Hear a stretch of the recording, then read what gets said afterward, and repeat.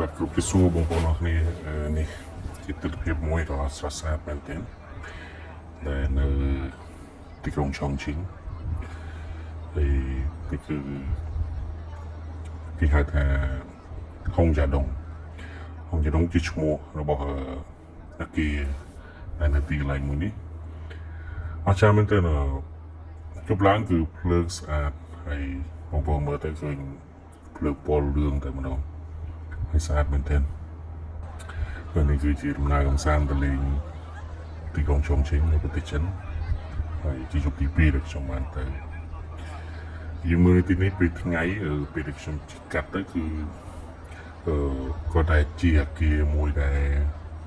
ចាស់ដែលនៅជាប់ជាមួយនឹងភ្នំក៏ប៉ុន្តែយប់ឡើងអស្ចារ្យមែនទែនដែលទេសចរក៏ដូចជាប្រជាជនចិនគឺពួកគាត់នាំគ្នាមកប្រតិរូបភាពដ៏ស្រស់ស្អាតនេះនៅកន្លែងនេះគឺស្អាតមែនទែនខ្ញុំស្ដាយដែលខ្ញុំមិនបាន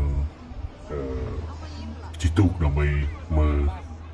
រូបភាពពេញចំពីមុខតែម្ដងព្រោះមួយច្រើនពេកដល់អញ្ចឹងបានតែចូលពីចំហៀងហើយពីមុខប៉ុន្តែយើងថតទៅមិនជាស្អាតដូចនៅពេលដែលយើងជីទូកទេហើយ